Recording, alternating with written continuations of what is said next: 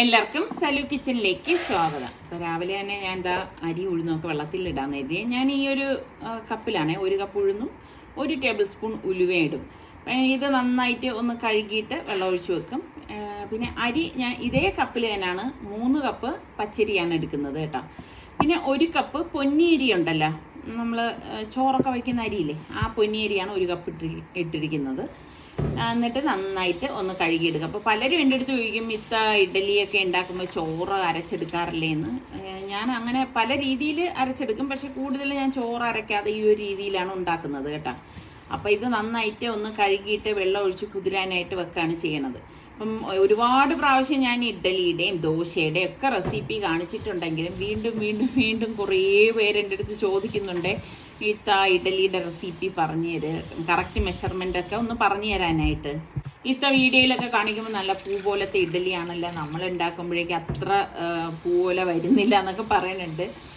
ഞാൻ വർഷങ്ങളായിട്ട് ഇങ്ങനെ തന്നെയാണ് ഉണ്ടാക്കണത് കേട്ടോ. അപ്പോൾ എന്തായാലും നിങ്ങൾ ഈ ഒരു രീതിയിൽ നിങ്ങൾ ഉണ്ടാക്കി നോക്കൂ. നല്ല പൂ പോലെ മൃദുലമായ ഇഡ്ഡലി നമുക്ക് ഉണ്ടാക്കിയെടുക്കാനായിട്ട് പറ്റും കേട്ടോ. അപ്പോൾ അരിയൊക്കെ കഴുകി വെച്ച് ഞാൻ സെപ്പറേറ്റ് ചെയ്ത് തന്നെയാണ് ഈ അരിയും ഉഴുന്നും വെള്ളം ഒഴിച്ച് വെക്കണത്. അരയ്ക്കുമ്പോഴും ആദ്യം നമ്മൾ ഉഴുന്നരയ്ക്കും, അതിന് ശേഷം മാത്രമേ അരി അരയ്ക്കത്തുള്ളൂ. പിന്നെ നല്ല മൃദുവായ ഇഡ്ഡലിയൊക്കെ ഉണ്ടാക്കാനായിട്ട് ഒരു ടിപ്പുണ്ട്, അത് ഞാൻ എന്താണെന്ന് വഴിയേ പറഞ്ഞു തരാം. എന്തായാലും ഇത് ഇവിടെ ഒന്ന് കുതിരട്ടെ കേട്ടോ, അത് ഞാൻ അങ്ങ് മാറ്റി വെച്ചേ. ഞാൻ കഴിഞ്ഞ വീഡിയോയിൽ പറഞ്ഞിട്ടുണ്ടായിരുന്നു, നമ്മളെ ടാങ്കിന്റെ ബോട്ടം ഒന്ന് പൊട്ടിപ്പോയെന്ന് പറഞ്ഞു. നമ്മൾ ഉടൻ വിളിച്ചു പറഞ്ഞു. അപ്പോൾ അവർ ഇന്ന് വരുമെന്ന് പറഞ്ഞു. അപ്പോൾ ഇന്ന് രാവിലെ തന്നെ അവരങ്ങ് എത്തി. പക്ഷേ കാര്യം പറഞ്ഞാൽ എന്താണ്, ഞാൻ വിചാരിച്ചത് അവർ വന്ന് ടാങ്കുമായിട്ട് വരും, റീപ്ലേസ് ചെയ്യുന്നുള്ളതാണ്. സാധാരണ ഇത് 10 കൊല്ലം വാറണ്ടി ഉള്ള ടാങ്ക് എന്നാണ് പറഞ്ഞ് നമ്മൾ വാങ്ങിയത്. പക്ഷേ ഇവർ വന്ന് നോക്കിയപ്പം പറഞ്ഞു വാറണ്ടി ഉണ്ട്, പക്ഷേ ഇത് ചെറിയ പൊട്ടലല്ലേ, അത് ഒട്ടിച്ച് തരാമെന്ന് പറഞ്ഞു. അവസാനം അവരെന്ത് ചെയ്തു, നമുക്കൊന്നും വേറെ നമുക്ക് ചോയ്സ് ഇല്ല. അവർ ഒന്ന് വെള്ളം, ടാങ്കിലുള്ള വെള്ളം എല്ലാം കളയണമെന്ന് പറഞ്ഞു. നമുക്കൊരു ബുദ്ധിമുട്ടെന്ന് പറഞ്ഞാൽ നമുക്ക് ഡയറക്റ്റ് ലൈനിലല്ല, മുകളിലോട്ട് ടാങ്കിൽ വരുന്നില്ല.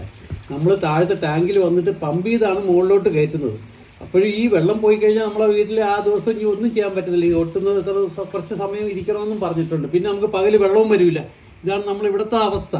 പക്ഷേ നമ്മളിത് അവർ ഒട്ടിച്ചു തന്നു, ഒരു കുറച്ച് കഴിഞ്ഞിട്ട് നിറഞ്ഞോളൂ എന്ന് പറഞ്ഞു. പക്ഷേ ഏതോ സമയത്ത് നിറഞ്ഞിട്ടുണ്ടാവും, വീട്ടിൽ വെള്ളം കിട്ടി. പക്ഷേ നമുക്കറിയേണ്ട ഒരു കാര്യമുള്ളൂ, ഈ കമ്പനിക്കൊക്കെ 10 കൊല്ലം വാറണ്ടി എന്ന് പറയുന്നത് റീപ്ലേസ്മെന്റ് വാറണ്ടി ആണോ അല്ല ഇത് മെയിൻ്റനൻസ് വാറണ്ടി ആണോ എന്തായാലും അറിയത്തില്ല. അറിയാവുന്നവരൊന്ന് കമന്റ് ചെയ്യണേ.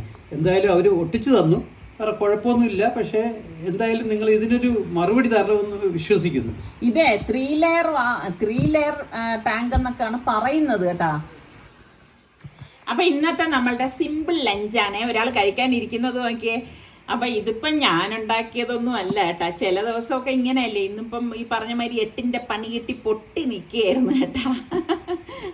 എന്തായാലും ഇനി ലഞ്ചൊന്ന് കഴിക്കട്ടെ. ചനക്കുട്ടി തരട്ടെ?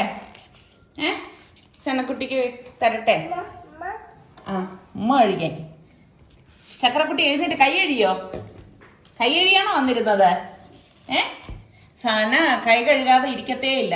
കണ്ടാ കാണിക്കുന്നുണ്ട? കൈ കഴുകിന്നാണോ മോളെ പറഞ്ഞത്? മോള് കൈ കഴുകി ഏതോ ഒരു സ്വപ്ന ലോകത്തേക്കുന്നു. ഹലോ എന്തു പറ്റി? കൈ കഴുകി കൊടുക്കാൻ ഫാബി കൈ കഴുകി കൊടുത്തേ. അവൾ ഉദ്ദേശിക്കുന്ന ആള് കൊണ്ടുപോയി കൈ കഴുകണം. ഇന്നിപ്പോ ഉമ്മായാണ് പിടിച്ചിരിക്കുന്നത്. വാവട്ടാ, വാവ എടുത്തോണ്ട് പോയി കൈ കഴുകി തരാം കേട്ടാ. തരാം. വാവ നേരെ ഇരിക്കെ. തരാം. Right hand. ബിസ്മില്ല. മിടുക്കി. എങ്ങനെ, ടേസ്റ്റിയാണോ? കൊള്ളാമോ? സൂപ്പറാണോ? കൈയൊക്കെ വരുന്നു. കഴിച്ചു കഴിഞ്ഞേ പറയൂ. സൂപ്പറാണോ?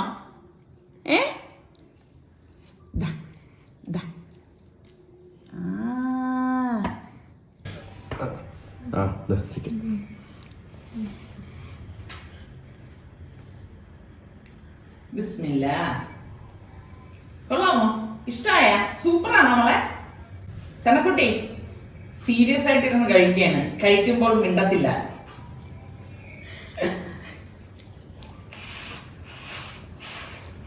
സന എടുത്ത് കഴിക്കും.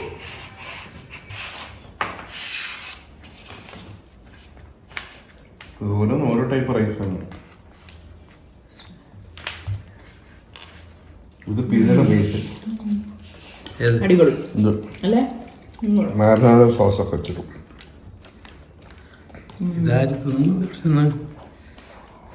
ആരിത് ചിരിക്കല്ലേ നീ ചിരിക്കല്ലേ അപ്പൊ നോക്കി ചിരിക്കല്ലേ. അപ്പൊ ഇന്ന് വെറൈറ്റി ആയിട്ടാണ് ഞാനിത് ഉണ്ടാക്കാൻ പോകുന്നത്. അതിനുവേണ്ടി ഞാൻ ഇതാ ഇവിടെ കുറച്ച് ശർക്കര ഇനിയിപ്പോ ഒന്ന് ഉരുക്കിയെടുക്കണം. കണ്ട, ശർക്കരയിലൊക്കെ അഴുക്കുണ്ടാവും. നമ്മൾ എത്രയൊക്കെ നോക്കി വാങ്ങിച്ചാലും ശർക്കരയിൽ അഴുക്കുണ്ടാവും. അതുകൊണ്ട് അത് നന്നായിട്ട് അരിച്ച് മാത്രമേ എടുക്കാവൂ കേട്ടോ. അപ്പൊ കുറച്ച് വെള്ളം ഒഴിച്ചിട്ട് അതൊന്ന് ഉരുക്കാനായിട്ട് വെച്ചിട്ടുണ്ട് കേട്ടോ. പിന്നെ നമുക്ക് വേണ്ടത് തേങ്ങയാണേ. അപ്പൊ തേങ്ങ ഞാൻ എന്താ ഒന്ന് ചെറുതായിട്ട് ഒന്ന് അരിഞ്ഞെടുക്കണേ. അപ്പൊ എപ്പോഴും ഉണ്ടാക്കുന്നതിൽ നിന്നും വ്യത്യസ്തമായിട്ടാണ് ഞാനിത് ഉണ്ടാക്കുന്നത്. അപ്പൊ നിങ്ങളിത് സ്കിപ്പ് ചെയ്യാതെ കാണണം കേട്ടോ. കണ്ടിട്ട് എൻ്റെ അടുത്ത് അഭിപ്രായം പറയണം കേട്ടോ, എങ്ങനെ ഉണ്ടായിരുന്നു ഉണ്ടാക്കി നോക്കിയിട്ട് കേട്ടോ. അപ്പൊ ഞാൻ ആ തേങ്ങയെല്ലാം ഒന്ന് അരിഞ്ഞെടുക്കുകയാണ്. ഇപ്പൊ നിങ്ങളുടെ കയ്യിൽ ഉണക്ക കൊപ്രയൊക്കെ ഉണ്ടെങ്കിൽ അതെടുത്താലും മതിയാവും. പക്ഷെ എൻ്റെ കയ്യിൽ ഉണ്ടായിരുന്നില്ല, ഇതേ ഉണ്ടായിരുന്നുള്ളൂ. അപ്പൊ അതിനിടയിൽ ഞാൻ ദാ ഇതൊന്ന് ഉരുക്കാൻ വെച്ചത് ഒന്ന് ഇളക്കി കൊടുക്കുകയാണ്. ഇനി കുറച്ചുകൂടി ഒന്ന് ഉരുകി കിട്ടാനുണ്ട് കേട്ടോ. ശർക്കര കട്ടിയായിട്ടിരിക്കുന്നുണ്ട്. അപ്പോൾ ഞാൻ എന്താ ഈ ഒരു പാത്രത്തിലാണ്, ഒരു പാത്രം പച്ചരിപ്പൊടിയാണേ, വറുക്കാത്ത പച്ചരിപ്പൊടി. ഞാൻ മില്ലി കൊടുത്ത് പൊടിപ്പിച്ചിട്ട് ഫ്രിഡ്ജിൽ സൂക്ഷിക്കുകയാണേ ചെയ്യണേ. പിന്നെ ഇതാ ഇതുപോലെ ഒരു 1/4 കപ്പ് മൈദാമാവും 1/4 ടീസ്പൂൺ ബേക്കിംഗ് സോഡയാണ് കേട്ടോ. അതും കൂടി ഇട്ടിട്ട് നന്നായിട്ടൊന്ന് മിക്സ് ചെയ്ത് കൊടുക്കുന്നുണ്ട്. അപ്പം അരിപ്പൊടി ഞാൻ വറുക്കാത്തതാണ് ചേർത്തത്, അത് പ്രത്യേകം ഞാൻ എടുത്ത് പറയാണ് കേട്ടോ. പിന്നെ നമുക്ക് ഈ ശർക്കര ഉരുക്കിയത് ചൂടോടുകൂടി തന്നെ ഇത് അരിച്ചു കൊടുക്കാം. കണ്ട, അരിക്കുമ്പോൾ ശർക്കരക്കകത്ത് അഴുക്കുണ്ടാവും. ഞാൻ എപ്പോഴും എങ്ങനെയാണെന്ന് വെച്ചാൽ കുറച്ച് അധികം ശർക്കര ഉരുക്കിയിട്ട് തണുത്ത ശേഷം ഫ്രിഡ്ജിൽ അങ്ങ് സൂക്ഷിക്കും കേട്ടോ. അപ്പം പിന്നെ എളുപ്പം എടുക്കാമല്ലോ. ഇന്നിപ്പോൾ എൻ്റെ കയ്യിൽ ശർക്കരയൊന്നും ഇല്ലായിരുന്നു, അതുകൊണ്ടാണ് ഉരുക്കിയെടുത്തത്. എന്നിട്ട് നമുക്ക് ഈ ചൂടോടുകൂടി തന്നെ മാവ് വെന്തു പോരുത്, ഒന്ന് ഇളക്കി നമുക്ക് ഈ മാവിലൊന്ന് മിക്സ് ചെയ്തെടുക്കണം കേട്ടോ. അപ്പം ഞാൻ പറഞ്ഞില്ലേ, കുറച്ച് വ്യത്യസ്തമായിട്ടുള്ള രീതിയിലാണ് ഞാനിത് റെഡിയാക്കി എടുക്കുന്നത്. പിന്നെ പല രീതിയിൽ ഞാനിത് കാണിച്ചിട്ടുള്ളതും കൂടിയാണ് കേട്ടോ. അപ്പം ശർക്കര നിങ്ങളുടെ മധുരത്തിൻ്റെ പാകത്തിന് ശർക്കര ചേർക്കണം. പിന്നെ നിങ്ങൾക്ക് അത് മധുരം മതി എന്ന് തോന്നുകയാണെങ്കിൽ, ഇത് മാവിന് ഒരു കുറുക്കം വീണ്ടും തോന്നിക്കുകയാണെങ്കിൽ മാത്രം തിളപ്പിച്ചാറിയ വെള്ളം ഇതിലേക്ക് ഒഴിച്ചു കൊടുത്താൽ മതി കേട്ടോ. എന്നിട്ട് നന്നായിട്ടൊന്ന് ഇളക്കി കൊടുക്കണം. അപ്പം ഒരുപാട് ലൂസാവുന്നുമില്ല, എന്നാലും ഒരുപാട് കട്ടിക്കും അല്ലാതെ ദാ ഈ ഒരു പരുവത്തിലാണ് ഞാനിപ്പം ഇത് ഇളക്കിയെടുത്തിരിക്കുന്നത് കേട്ടോ. അപ്പം എന്താ ഇതുപോലെ നല്ലതുപോലെ ഇളക്കി അങ്ങ് യോജിപ്പിക്കാം. അപ്പം നല്ലതുപോലെ ഇതുപോലെ ഇളക്കിയ ശേഷം 1 ടേബിൾ സ്പൂൺ ഏലക്കാപ്പൊടിയും കൂടി ഞാൻ അതിലേക്ക് ഇട്ട് കൊടുത്തിട്ടുണ്ട്. പിന്നെ ഞാനിവിടെ 4 പാളയന്തോടം പഴം എടുത്തിട്ടുണ്ട്. അത് മിക്സിയുടെ ജാറിലേക്ക് ഇട്ടിട്ട് ഒന്ന് അരച്ചെടുത്തിട്ട് വരാം കേട്ടോ. അപ്പം ഇതാ ഇതുപോലെ ഒന്ന് അരച്ചെടുത്തിട്ടുണ്ട്. ഒരു പാനിലേക്ക് കുറച്ച് നെയ്യ് നമുക്കൊന്ന് ഒഴിച്ചു കൊടുക്കാമേ. എന്നിട്ട് ഒരു ടീസ്പൂൺ നെയ്യ് മതി, ഒരുപാടൊന്നും വേണ്ട. നമ്മൾ ഈ അടിച്ച പഴം ഉണ്ടല്ലോ, നമുക്കിതിലേക്ക് ഇട്ടിട്ട് നന്നായിട്ടൊന്ന് ഇളക്കി കൊടുക്കാം. അതാ ഞാൻ പറഞ്ഞത്, കുറച്ച് വ്യത്യസ്തമായിട്ടുള്ള രീതിയിലാണ് ഞാനിത് റെഡിയാക്കുന്നതെന്ന്. അപ്പം എന്താ ഇതുപോലെ ഇപ്പം എനിക്ക് തോന്നുന്നു ഇങ്ങനെയൊക്കെയുള്ള സ്നാക്സ് ഐറ്റംസ് ഒന്നും ഞാൻ എൻ്റെ മെയിൻ വീഡിയോയിൽ ഞാൻ അധികം കാണിച്ചിട്ട് കുറേ ആയെന്നാണ്, അധികം കാണിക്കാറില്ല, കുറേ ആയെന്നാണ് തോന്നുന്നത് കേട്ടോ. അപ്പോൾ അതാ ഇതുപോലെ ഒന്ന് ഇളക്കി കൊടുക്കണേ, നല്ലതുപോലെ ഒന്ന് ഇളക്കി യോജിപ്പിച്ച് കൊടുക്കാം. പിന്നെ നമ്മൾ ഉരുക്കി വെച്ചിരിക്കുന്ന ശർക്കരയില്ലേ അരിച്ചെടുത്തത്, അതിൽ നിന്ന് കുറച്ച് നമ്മൾ ഇതിലേക്ക് ഒഴിച്ചിട്ട് ഒന്ന് മിക്സ് ചെയ്ത് കൊടുക്കാം. പഴവും ശർക്കരയൊക്കെ ഒന്ന് യോജിച്ച് വരണം. അപ്പോൾ അതിൻ്റെ ആ ഒരു കളറൊക്കെ മാറി ഈ ഒരു പരുവത്തിലെത്തണം. അടുക്കി പിടിക്കാതിരിക്കാൻ പ്രത്യേകം ശ്രദ്ധിച്ചേക്കണം കേട്ടോ. നമുക്ക് നല്ല മണം വരുന്നുണ്ട്. നെയ്യിൽ പഴം ഇങ്ങനെ വരട്ടി എടുക്കുമ്പോൾ ഒരു പ്രത്യേക മണമല്ലേ. ഇനി ഗ്യാസ് ഓഫ് ചെയ്ത് കൊടുക്കുകയാണേ. എന്നിട്ട് നമുക്ക് ഞാനിവിടെ മറ്റൊരു ഉരുളി വെച്ചിട്ട് നെയ്യ് ഒഴിച്ചിട്ട് നമ്മളുടെ ഈ തേങ്ങ ചെറുതായിട്ട് അരിഞ്ഞില്ലേ അതും കൂടി ഇതിലേക്ക് ഇട്ടിട്ട് ഒന്ന് മൂപ്പിച്ചു കൊടുക്കാം കേട്ടോ. ഒരുപാട് അങ്ങ് മൂത്ത് പോകണ്ട, ഒരു ഗോൾഡൻ കളർ ആവുന്നവരെ നമുക്ക് ഇതൊന്ന് മൂപ്പിച്ചു കൊടുക്കണം. അപ്പം ഇതൊക്കെ ഇടുമ്പോഴാണ് നല്ല ടേസ്റ്റ് ഉണ്ടാവണത് കേട്ടോ. അപ്പോൾ ഇതുപോലെ ഒന്ന് ഇളക്കി കൊടുത്ത ശേഷം ഞാൻ ഇതിലേക്ക് ഇനിയിപ്പം 1/2 ടേബിൾ സ്പൂണ് നമ്മുടെ കറുത്ത എള്ളാണേ, അതും കൂടി ഇട്ടിട്ട് ഒന്ന് ചൂടാക്കേ ഉള്ളൂ. എന്നിട്ട് ഗ്യാസ് ഓഫ് ചെയ്ത് കൊടുക്കുകയാണ്. പിന്നെ നമ്മുടെ പഴം ഉണ്ടല്ലോ, പഴം വരട്ടിയെടുത്തത് നമുക്ക് ഈ മാവിലേക്ക് ഇട്ട് കൊടുക്കാം. അപ്പോൾ അത് ഒന്ന് ചെറിയ ചൂട് ആറുമ്പോഴാണ് ഞാൻ ഇതിലേക്ക് ഇട്ട് കൊടുക്കുന്നത് കേട്ടോ. നല്ല ചൂടോട് കൂടിയിട്ടല്ല ചേർത്ത് കൊടുത്തിരിക്കുന്നത്. പിന്നെ നമ്മളുടെ ഈ തേങ്ങ വറുത്തത് നെയ്യോടുകൂടി തന്നെ നമുക്ക് ഇതിലേക്ക് ഒന്ന് ഒഴിച്ചു കൊടുക്കാം. ഇനിയിപ്പം ഇതിപ്പം നമ്മൾ ഏലക്കാപ്പൊടിയൊക്കെ ഇട്ടതാണല്ലോ, നല്ലതുപോലെ ഒന്ന് മിക്സ് ചെയ്ത് കൊടുക്കാം. എല്ലാം ചേർത്ത് നല്ലതുപോലെ ഒന്ന് യോജിപ്പിച്ചെടുക്കാം കേട്ടോ. വളരെ എളുപ്പമാണെന്നേ. അതുകൊണ്ടാണ് ഞാൻ പറഞ്ഞത്, ഞാൻ പച്ചരി കുറച്ചധികം ഒരു 5 കിലോ പച്ചരിയൊക്കെ വാങ്ങിയിട്ട് കഴുകി വെള്ളം ഊറ്റി കളഞ്ഞിട്ട് വട്ടിയിൽ വെച്ചിട്ട് വെള്ളം ഊറ്റി കളഞ്ഞ് മില്ലി കൊടുത്ത് പൊടിച്ചെടുക്കുകയാണ് ചെയ്യുന്നത്. അപ്പോൾ എനിക്ക് മാവ് കുറുകിയതുപോലെ തോന്നിയതുകൊണ്ട് ഞാൻ കുറച്ച് വെള്ളം കൂടി ഇതിലേക്ക് ഒഴിച്ചിട്ട് നന്നായിട്ട് മിക്സ് ചെയ്യണം. തിളപ്പിച്ചാറിയ വെള്ളമാണ് നമ്മൾ ഇതിലേക്ക് ഒഴിച്ചു കൊടുക്കുന്നത് കേട്ടോ. കാരണം പിന്നെയും നമ്മൾ ശർക്കരപ്പാനിയാണ് ഇതിലേക്ക് ഒഴിക്കുന്നതെങ്കിലും മധുരം വല്ലാതെ മധുരമായി പോകും. അപ്പം ഇതിപ്പോൾ പാകത്തിനുള്ള മധുരം മതി.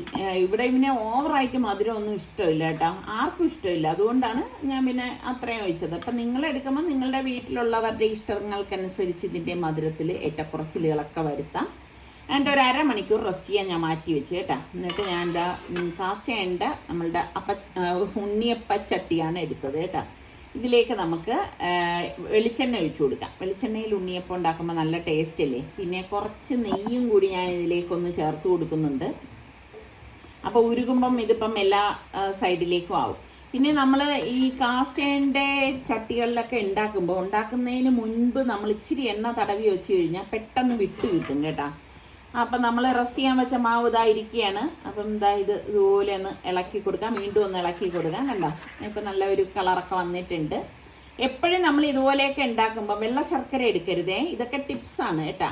നമ്മൾ വെള്ള ശർക്കര എടുത്തു കഴിഞ്ഞാൽ ഈ ഉണ്ണിയപ്പത്തിനൊക്കെ ഒരു വെള്ള കളറായിരിക്കും. അതുകൊണ്ട് വെള്ള ശർക്കര വാങ്ങിക്കരുത് കേട്ടോ. അപ്പോൾ ഞാൻ മാവ് ഒന്ന് കോരി ഒഴിക്കുകയാണ്. അപ്പോൾ ശരിക്കും പറഞ്ഞാൽ ഈ കാസ്റ്റ് അയണിൽ എണ്ണ തിളച്ചുകൊണ്ടിരിക്കുമ്പോൾ നമ്മൾ ഈ ഗ്ലാസ്സിലേക്കും സ്പൂണിലേക്കെ തന്നെയാണ് ഒഴിക്കുന്നതെങ്കിൽ കൈ അങ്ങ് പൊള്ളും കേട്ടോ. നല്ല ചൂട് തട്ടയല്ലേ. എന്നിട്ട് ഞാൻ ഇതെല്ലാം ഒഴിച്ചിട്ടുണ്ട്. അപ്പം അടുത്ത് ഞാൻ നമ്മളുടെ നോൺ സ്റ്റിക്കിലും ഒന്ന് റെഡിയാക്കി എടുക്കാനായിട്ട്. രണ്ടും കൂടി ആകുമ്പോൾ പെട്ടെന്ന് കഴിയുമല്ലോ. അപ്പം അതിലും ഞാൻ റെഡിയാക്കി എടുക്കണം. രണ്ടിലും നമ്മൾ ഉണ്ടാക്കി കഴിഞ്ഞാലും രണ്ട് രീതിയിലാണ് ഇരിക്കുന്നത് കേട്ടോ. ഒരെണ്ണം നോൺ സ്റ്റിക്കിലൊക്കെ ഉണ്ടാക്കുമ്പോൾ ഭയങ്കര സോഫ്റ്റ് ആയിരിക്കും. നമ്മൾ കാസ്റ്റ് അയണിൽ ഉണ്ടാക്കുമ്പം കുറച്ച് പുറം ക്രിസ്പി ആയിരിക്കും. അങ്ങനെ ഒരു വ്യത്യാസമുണ്ട് കേട്ടോ. അല്ലെങ്കിൽ നിങ്ങൾ ട്രൈ ചെയ്ത് നോക്കണം കേട്ടോ. അപ്പോൾ ഇത് റെഡിയാകുന്നത് നമുക്ക് ഒന്ന് മറിച്ചിട്ട് കൊടുക്കാമേ. അപ്പം എനിക്കാണെങ്കിൽ സത്യം പറഞ്ഞാൽ ഉണ്ണിയപ്പം ഉണ്ടാക്കുമ്പം ഏറ്റവും മടിയുള്ള സംഭവം എന്ന് പറഞ്ഞാൽ ഈ ഉണ്ണിയപ്പം തിരിച്ചിടലാണ് കേട്ടോ. അപ്പം എൻ്റെ കയ്യിൽ ഉണ്ണിയപ്പം തിരിച്ചിടുമ്പോൾ കോലൊക്കെ ഇരിപ്പുണ്ട്. പക്ഷെ എനിക്ക് അത് അത്ര കംഫർട്ടല്ല. എനിക്കിതുപോലെ സ്പൂൺ കൊണ്ട് മറിച്ചിടുന്നതാണ് കംഫർട്ട് കേട്ടോ. അപ്പം മറിച്ചിടുമ്പോൾ ഇതുപോലെ അതിൻ്റെ ഉള്ളിലുള്ള മാവൊക്കെ കുറച്ചൊക്കെ ഇങ്ങനെ വരും. അത് കുഴപ്പമൊന്നുമില്ല, അത് വെന്ത് റെഡി ആയിട്ടുണ്ട്. അപ്പം ഞാൻ റെഡി ആയപ്പോഴേക്ക് ഇത് മാറ്റുകയാണ് കേട്ടോ ഇതിൽ നിന്ന്. അപ്പം ഈ ഒരു കളറിൽ കിട്ടും. നമ്മൾ വെള്ള ശർക്കര ഉപയോഗിക്കാതെ കറുത്ത ശർക്കര ഉപയോഗിക്കുമ്പം ഉണ്ണിയപ്പവും നെയ്യപ്പവും ഒക്കെ നല്ല കളറായിരിക്കും കേട്ടോ. അപ്പം അടുത്തതും എൻ്റെ കൈ പൊള്ളിക്കൊണ്ടിരിക്കുകയാണ് ചൂടടിച്ചിട്ട്. അതുകൊണ്ടാണ് ഞാൻ പിന്നെ ഇതിൽ തന്നെ കൂടുതൽ ഉണ്ടാക്കിയത്. അപ്പോൾ നമ്മളുടെ അടിപൊളി ഉണ്ണിയപ്പം റെഡി ആയിട്ടുണ്ട്. നല്ല ടേസ്റ്റാണ് കേട്ടോ ഈ ഒരു ഉണ്ണിയപ്പം. അപ്പം എന്തായാലും നിങ്ങൾ ഒരു പ്രാവശ്യമെങ്കിലും ഇങ്ങനെ ഒന്ന് ട്രൈ ചെയ്ത് നോക്കണം. എണ്ണ കുടിക്കുക ഒന്നും ചെയ്യത്തില്ല. കുട്ടികൾക്കൊക്കെ എന്തായാലും ഇഷ്ടപ്പെടുവേ. ഇന്നത്തെ തൂത്തുതുടപ്പ് ഫാബിക്കുട്ടിയുടെയാണ്. മോളെ മാറും മോളെ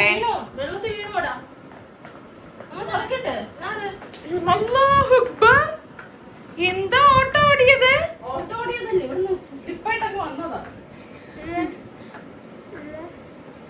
നമ്മളെപ്പോഴും നിസ്കരിക്കാൻ വന്നാലും നമ്മുടെ സനക്കുട്ടി നിസ്കരിക്കാൻ വരും കേട്ടാ.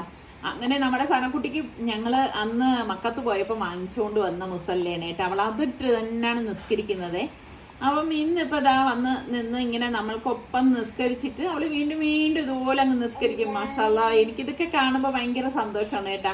അവളെല്ലാം വാച്ച് ചെയ്യുന്നു എന്നാണ് ഇതിനർത്ഥം. അപ്പം നമ്മൾ സുജൂദിൽ പോകുമ്പോഴും റുക്കുവിൽ പോകുമ്പോഴും എല്ലാം വന്ന് നിന്ന് നോക്കി അതേപോലെ അനുകരിക്കലാണ് പണി. പിന്നെ അത് കഴിഞ്ഞ് നിസാറിക്ക വരുമ്പം എപ്പോഴും നിസാറിക്കൊപ്പം ഇതുപോലെ വന്നങ്ങിരിക്കും.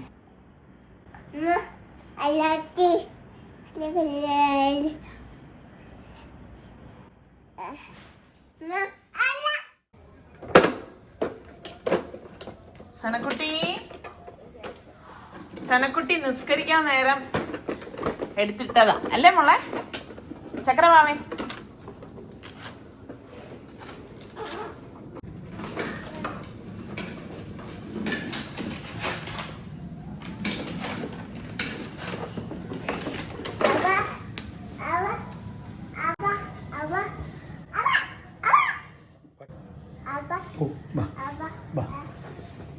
ഇതെല്ലാം നീ തള്ളിയിട്ടാണ്. ബാ ബാ അപ്പം അടുത്ത്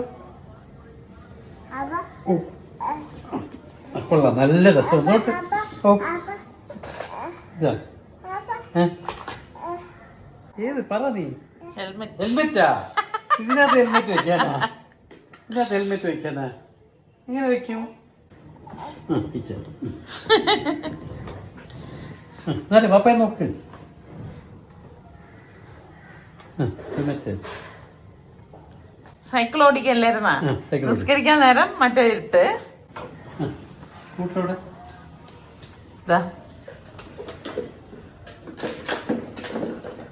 എനിക്ക് വയ്യ. സനക്കുട്ടിക്ക് ഇനിയിപ്പൊ വലിയ വണ്ടി വാങ്ങിക്കണം അല്ലേ?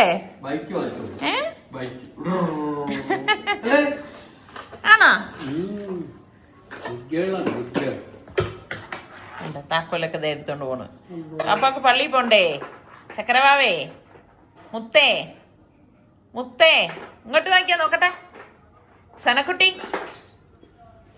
സനക്കുട്ടി. ഓ, എന്ത് എടുക്കുന്നു? ആണോ? മോളിങ് വന്നേ. ഉമ്മ ഒരു കാര്യം ചോദിക്കട്ടെ. ഇങ്ങ് വന്നേ, ഇങ്ങ് വന്നേ.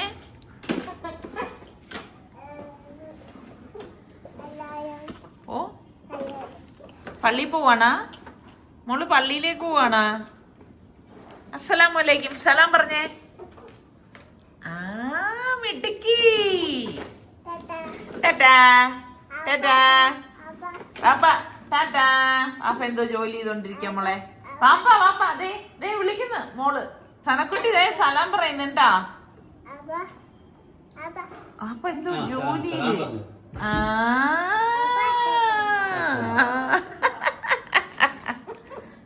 എന്തുമോളെ? ഇല്ല,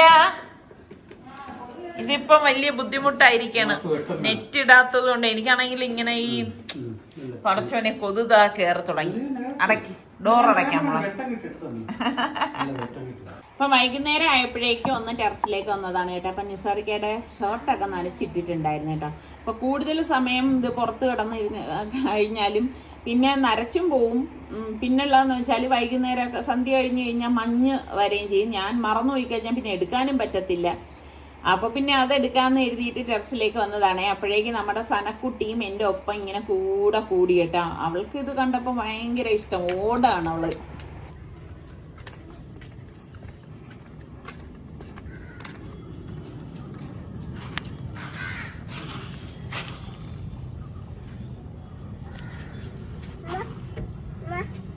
അടച്ചിരിക്കാം നമ്മളെ. ഡോർ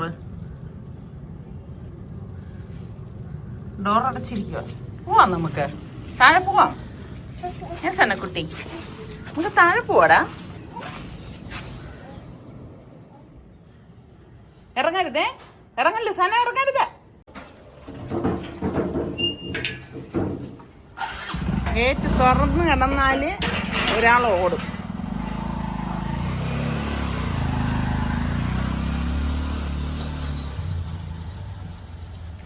സനക്കുട്ടി വിഷാദയായി നിൽക്കുന്നു. ചക്കരക്കുട്ടി വെളിയിൽ ഇറങ്ങിക്കൂടാ. കേറിക്കകത്ത് സന്ധ്യക്ക് വെളിയിൽ ഇറങ്ങിക്കൂടാ. വന്നേ. അപ്പോൾ ഇനിയിപ്പം ആട്ടാനിടാം. ഞാൻ ഗ്രൈൻഡറിലാണ് ആട്ടുന്നത്. ഇപ്പോൾ കുറച്ചധികം ഉള്ളതുകൊണ്ട് ഗ്രൈൻഡറിൽ ആട്ടിയെടുക്കും. പിന്നെ നമ്മൾ മിക്സിയിലും ഞാൻ ഇതുപോലെ തന്നെ അരച്ചെടുക്കാറുണ്ട്. പിന്നെ ഇപ്പം കൂടുതലായിട്ട് ഈ ഗ്രൈൻഡറിൽ തന്നെയാണ് ചെയ്തെടുക്കുന്നത്. പിന്നെ ഗ്രൈൻഡറിൽ അരക്കണതും മിക്സിയിൽ അരക്കണതും രണ്ടും വ്യത്യാസമുണ്ട് കേട്ടോ. അപ്പം ഞാൻ ഗ്രൈൻഡറിലായാലും മിക്സിയിലായാലും ആദ്യം ഇതുപോലെ ഉഴുന്ന് അരച്ചെടുക്കും. അതിനുശേഷമാണ് അരി അരച്ചെടുക്കുന്നത്. പിന്നെ ഇതിലുള്ള ടിപ്പ് എന്തെന്ന് പറഞ്ഞു കഴിഞ്ഞാൽ നമ്മൾ പുതിയ ഉഴുന്ന് തന്നെ ഉപയോഗിക്കാൻ നോക്കണം. ഇഡ്ഡലി ഉണ്ടാക്കുമ്പോഴായാലും എന്ത് തന്നെ വടയൊക്കെ ഉണ്ടാക്കുമ്പോഴായാലും അത് പുതിയ ഉഴുന്ന് വേണം. പിന്നെ ഉഴുന്ന് നല്ല ഈ ഗ്രൈൻഡറും മിക്സിയും നമ്മളെ വ്യത്യാസം എന്ന് പറഞ്ഞാൽ രണ്ടിലും നല്ലതുപോലെ അരഞ്ഞു കിട്ടും. പക്ഷെ ഗ്രൈൻഡറിലാവുമ്പോൾ അതായത് നല്ല ഫ്ലഫി ആയിട്ട് നമുക്ക് ഉഴുന്ന് അരച്ചെടുക്കാനായിട്ട് പറ്റും. നല്ല ഇങ്ങനെ പതഞ്ഞ് ഉരുണ്ടുരുണ്ട് വരും ഉഴുന്ന് അരയ്ക്കും തോറും. നിങ്ങൾക്ക് അരച്ച് നോക്കിയാൽ ആ ഒരു വ്യത്യാസം മനസ്സിലാവാൻ പറ്റും. പിന്നെ എന്താണെന്ന് വെച്ചാൽ മിക്സി പെട്ടെന്ന് ചൂടാവും. അപ്പോഴേക്കും അതിൽ ഉള്ള മാവും ചൂടാവും. ഗ്രൈൻഡർ ആകുമ്പോൾ അങ്ങനെയല്ല, കുറേ ടൈം ആയാലും ഇത് ചൂടാകത്തില്ല. ചൂടാകാത്തത് കൊണ്ട് തന്നെ ഇത് നല്ല രീതിക്ക് നമുക്ക് അരച്ചെടുക്കാനും പറ്റും. അപ്പോൾ ഉഴുന്ന് അരച്ചെടുത്തത് ഞാൻ മാറ്റിയിട്ട് അടുത്തിനിയിപ്പം ഇരിക്കുന്ന അരി ഇതുപോലെ ഒന്ന് അരച്ചെടുക്കുകയാണ്. അപ്പം ഞാൻ പറഞ്ഞില്ലേ, എനിക്ക് രണ്ടും നല്ലതായിട്ട് തന്നെ തോന്നും. പക്ഷേ കുറച്ച് ക്വാണ്ടിറ്റി കൂടുതലായിട്ട് നമുക്ക് കിട്ടുന്നത് എപ്പോഴും ഗ്രൈൻഡറിൽ അരച്ചെടുക്കുമ്പോഴാണ്. ഇതേ അളവിൽ തന്നെ നമ്മൾ മിക്സിയിൽ അരച്ചെടുക്കുന്നെങ്കിൽ ഇത്രയും ക്വാണ്ടിറ്റി നമുക്ക് കിട്ടത്തില്ല കേട്ടോ. അങ്ങനെ കുറച്ച് കാര്യങ്ങളും ഒക്കെ ഉണ്ട്. അതിപ്പോൾ സ്ഥിരമായിട്ട് ഗ്രൈൻഡറിലൊക്കെ അരച്ചെടുക്കുന്നവർക്ക് കാര്യം മനസ്സിലാവും.